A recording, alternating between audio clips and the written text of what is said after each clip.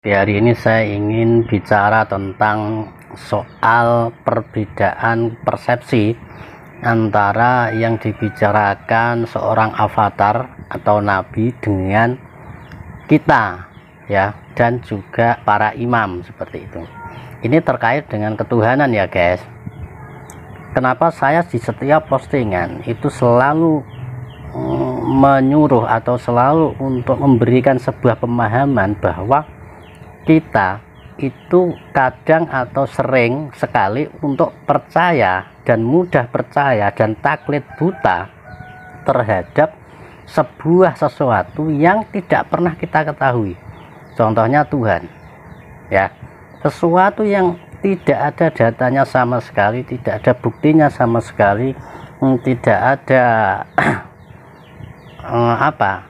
kita tidak pernah mengalami sama sekali, bahkan data satupun kita tidak pernah mendapatkan. Kita cuman mendengar ya, mendengar dari kata-kata seseorang atau dari tulisan-tulisan atau kitab suci, kemudian kita menafsir-nafsirkan sendiri dengan imajinasi kita sendiri seperti itu, sehingga di sini terjadi miskomunikasi. Sebetulnya bukan saya menolak sebuah pemahaman dari banyak orang yang mengatakan Tuhan itu seperti ini, Tuhan itu seperti itu. Enggak seperti itu maksud saya. Maksud saya adalah sesuatu hal yang dulu ya, dulu sekali para avatar atau para nabi itu mereka melakukan sebuah ritual atau sebuah pertapaan atau sebuah kontemplasi ya, kemudian mereka menemukan atau mengalami sebuah kondisi yang aneh gitu, sebuah kondisi yang unik, sebuah kondisi yang belum pernah mereka alami. Kemudian mereka menceritakan dengan bahasa dan keterbatasan saat itu gitu ya, coro gampangnya ya, ibarat gitu. Jadi saking itu diceritakan itu sulit untuk dipahamkan pada orang ya, gampang-gampangnya bilang saya ketemu Tuhan, itu aja. Nah ya, nah kemudian hal itu ditangkap oleh para imam, ditangkap oleh para ulama, ditangkap oleh para pendeta atau apapun itu namanya, seorang penceramah, seorang yang sudah ditularkan ya, itu berbeda lagi ceritanya seperti itu. Jadi misalkan ya seperti umumnya lah, seperti umumnya kita misalkan Anda ya, atau saya pernah ketemu harimau gitu, atau apa gitu ya, saya cerita pada Anda, kemudian Anda cerita kepada orang lain, orang lain cerita pada orang lain lagi, maka cerita itu akan menjadi imajinasinya itu akan jadi berbeda. Ada yang ada tambah kurangnya ya, ada kurang lebihnya seperti itu, tidak bisa sama. Kenapa bisa tidak sama? Karena yang tahu kejadiannya, yang melihat, yang menyaksikan itu hanya saya. Kamu yang saya ceritakan tuh nggak melihat, kemudian dia nggak melihat, cuman percaya aja sama saya, dan itu nggak masalah, percaya nggak masalah. Tapi seharusnya dia itu menyaksikan sendiri. Nah setelah dia menyaksikan sendiri baru cerita lagi ke orang lain. Nah ketika diceritakan orang lain, orang itu harus tertarik untuk menyaksikan sendiri. Oh bener nggak ya? Nah seperti itu. Atau misalkan ceritanya memang benar, kebenarannya seperti apa, aku saksikan dulu. Setelah level 3 ini sama-sama menyaksikan semua, level keempat, orang keempat itu diceritakan, dia juga nggak berani menceritakan pada orang sebelum dia menemui harimau itu sendiri. Nah itu baru pas, itu baru pas. Nah maksud saya, banyak orang itu hanya bermodalkan cerita dan kemudian percaya, dan dia tidak punya ambisi atau tidak punya niat atau tidak punya pemikiran untuk menemui sendiri. Dia hanya letterlek cerita itu, sehingga yang saya misalkan, saya sebagai orang yang menyaksikan harimau itu sendiri, saya melihat, saya tidak berimajinasi. Nah orang yang saya ceritai kemudian dia tidak menyaksikan sendiri, menceritakan pada orang lain, menceritakan lagi sampai 5.000 tahun, sampai 1.000 tahun, apa yang akan terjadi? Nah, maka yang hanya menyaksikan kejadian sesungguhnya adalah cuman saya. Yang lainnya penyampai-penyampai, para imam, para apalagi orang-orang yang hanya ngikut semua. Mereka tidak tahu sama sekali yang sesungguhnya, hanya bermodalkan cerita, kemudian mereka berimajinasi. Nah, saya melihat harimau, kemudian saya ceritakan pada Anda tapi nggak melihat, tapi percaya dengan saya. Apakah sama pandangan saya dengan Anda soal harimau? Pasti berbeda. Saya memiliki rasa takut yang luar biasa, dan itu tidak bisa diceritakan rasa takutnya, guys. Orang yang saya ceritakan mungkin takut, tapi takutnya beda dengan saya karena saya mengalami kejadiannya langsung. Nah, apalagi dia cerita lagi ke orang lain, cerita lagi, bisa 5.000 tahun yang akan datang, orang yang bercerita tentang harimau itu dia bisa mengasumsikan bahwa harimau itu seperti kucing gitu loh, seperti kucing atau seperti apa, karena saking bertambah dan berkurangnya cerita dan tidak mengalami langsung.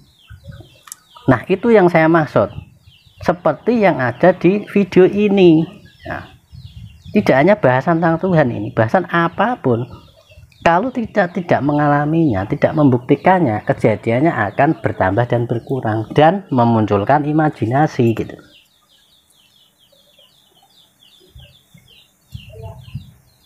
Itu yang saya maksud, seperti itu. Akan memunculkan imajinasi, bukan sebuah pandangan terang, ya, bukan sebuah penyaksian, tapi imajinasi. Nah, imajinasi itu munculnya dari mana? Dari pikiran, ya, seperti itu. Maka ketika kita mendengar atau boleh kita yakin, ya, boleh kita yakin, tapi sebuah keyakinan itu bukan kebenaran. Contoh, saya meyakini bahwa ada udang berkepala bakso pentol misalkan. Apakah ketika saya yakin ada udang berkepala pentol itu kemudian lantas itu ada karena saya yakin? Ya enggak ya enggak ada gitu loh. Tapi apakah saya yakin itu boleh? Kan keyakinan itu bebas, ya. Anda meyakini apapun itu terserah Anda, asal tidak memaksa orang lain atau mempengaruhi orang lain untuk meyakininya gitu. Dan keyakinan itu tidak mesti benar gitu loh, karena hanya sebatas keyakinan. Fenomenanya fenomena keyakinan, bukan fenomena kenyataan. Nah, bagaimana untuk bisa jadi kenyataan? Ya nyatakanlah gitu loh, guys. Kalau ada itu adanya seperti apa, kalau tidak adanya seperti apa. Makanya kemudian para orang-orang sufi menciptakan dzikir, menciptakan torekat, menciptakan amalan. Orang selain Islam menciptakan meditasi, yoga, menciptakan sistem-sistem pertapaan dan sebagainya. Karena itu ranahnya, wilayahnya bukan wilayah logika gitu loh. Meskipun itu tidak logis, tapi belum logis, ya, bukan tidak logis, belum logis, tetapi itu bisa dialami, ya. Contohnya misalkan Anda ini nggak paham sama sekali tentang makanan namanya kimchi gitu kan tidak perlu Anda bahas tentang kimchi itu seperti apa, logikanya seperti apa, nggak harus tahu. Yang penting Anda ke Korea, Anda langsung merasakannya, memakannya, oh ini namanya kimchi, selesai. Nah, seperti itu maksud saya. Jadi intinya adalah bukan perdebatan masalah ada dan tidak ada, terus adanya seperti apa. Nah, kalau kita berkutat pada wilayah keyakinan saya dan keyakinan Anda tentang macan itu sudah berbeda.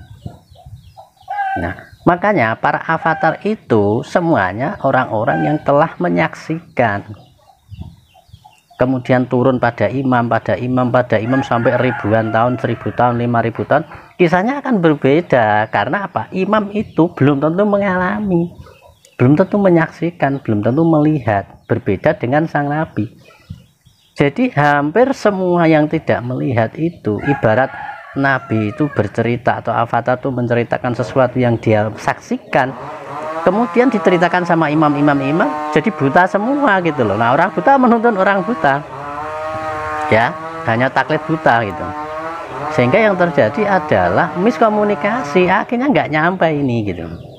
Karena hal itu perlu untuk dialami, perlu untuk disaksikan, perlu untuk dinyatakan, bukan hanya diimani atau dipercayai gitu loh. Meskipun kepercayaan itu ya boleh-boleh aja gitu loh.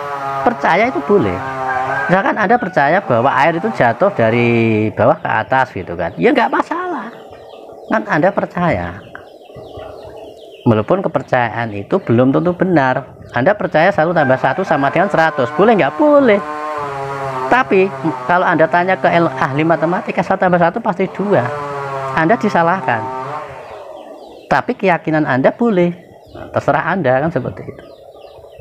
Makanya di sini yang saya maksud adalah ketika kita beragama atau ketika kita berspiritual, itu kita tidak hanya sekedar untuk mengimani atau meyakini sesuatu hal yang kita tidak pernah mengalaminya gitu. Maka kita harus mengalami atau menyaksikan atau bertemu, istilahnya seperti itu. Ya, kita betul-betul tahu yang sesungguhnya, senyatanya, ya, bukan karena kita percaya. Contoh misalkan, Anda percaya nggak? Misalkan saya percaya nggak kalau saya ini pria gitu. Ya saya nggak usah ada keyakinan, makanya saya sudah pria gitu. Kan nyata ini, nggak perlu keyakinan gitu loh maksud saya. Kalau Anda sudah menyatakan dengan senyatanya, itu levelnya di atas keyakinan. Contoh, saya ini pakai HP, saya ini pegang HP gitu. Ini keimanan atau kenyataan? Kenyataan, nah, seperti itu kan saya nyatakan sendiri. Yakin nggak yakin, percaya nggak percaya, nyatanya seperti itu gitu loh maksud saya seperti itu. Maka kita perlu untuk merefleksi ya, untuk mengupgrade keyakinan kita menuju kenyataan itu maksud saya. Bukan hanya asal fathul jari tadi, jari ini, jari itu, jari ini, jari itu.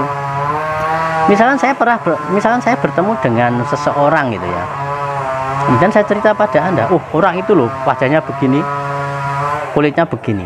Nah, ketika saya menggambar orang itu dan Anda yang saya ceritakan itu menggambar orang itu, pasti gambarnya berbeda. Padahal saya menunjukkan ciri-ciri yang sama. Kenapa? Saya melihat, orang itu nggak melihat, sehingga dia berimajinasi tentang ciri-ciri yang saya sebutkan tadi. Jadi dia tuh membuat imajinasi, menciptakan imajinasi tentang yang saya sebutkan tadi. Nah, ini kalau berkaitan dengan Tuhan sangat berbahaya. Anda mengimajinasikan Tuhan lewat ciri-ciri yang disebut-sebutkan tadi. Nah, itu yang berbahaya sebetulnya.